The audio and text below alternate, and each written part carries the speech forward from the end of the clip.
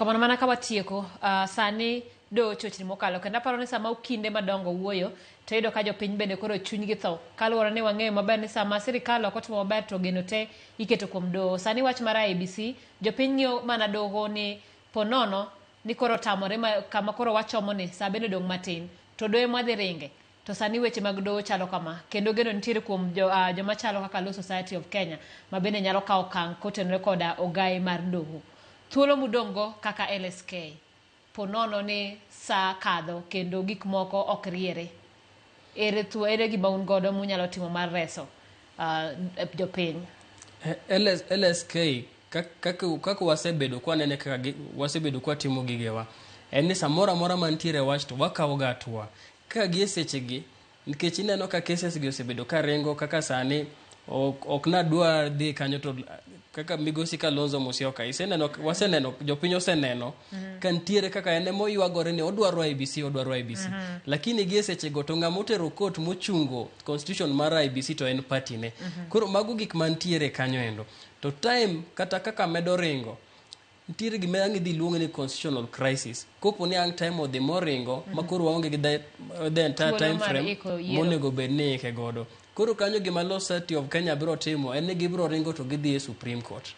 Ka gisedhi e Supreme Court to giluongo gima iluongo ni advisory opinion. Kato e advisory opinion Supreme Court dhi chiwo timeline makoro inyalo tim godo gini mar konyo situation makoro wantiere gi e sechego ma vipengele moko mag katiba ne ok opar sama niketo. Manya timore karang' kaluwore ni weche mag ng'ado kiewo thuolo mar gi e rumo e higa mar 2024 monego bed gi timore to pod waonge kod IEBC maonge bed ni thuolo mar loso kata mar chugo mar keto commissioners ok en thuolo mabiro kawo ok en gima biro kawo thuolo machuok. Koro sama koro thuolo nikech nitiere thuolo monego bed ni kawo godo commissioners kasto kendo monego bed ni timo godo mar kiewo kasto kendo gi mar election. Koro Law Society of Kenya nitiere gi gima iluongo ni Public Interest Committee. Gidhi bedo piny to gitimo tabulation mar thuolo gi te kaka katiba oketogi. Koro ka gineno ka time ni dhi rumo makoro gik rumo kabisa koro konego bed ni giringo ka gidhi e Supreme Court nikech mano ka nyiso ni wasechopo e crisis.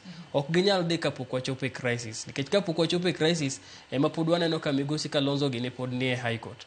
But ka crisis cha wang' osechopo to cases mag High Court kata wang' ne kel gi malo kuwe mondo ng'i ni e advisory opinion ni ere kaka wadhi consider gik ma jogi be no raise mondo gimbe kik hinygi nikech samoro yudo ni gima nomiyo gimbe gidhi e court ne nitiere ratich gi mane giparo ni rocho. Koro gimbe nyaka wang' ng'i situation midhi ng'i godo ni gima nokelo crisis nigi ne ng'ane wacho ni ratich gi idhi rochi kano kaw gini. To koro ere kaka inyalo tim gik moko roch ratich gi to kata ko oponi oroch ratich gi to ere kaka gin be inyalo megi gima chalo kaka gima nyalo moro gi gin be in the entire process.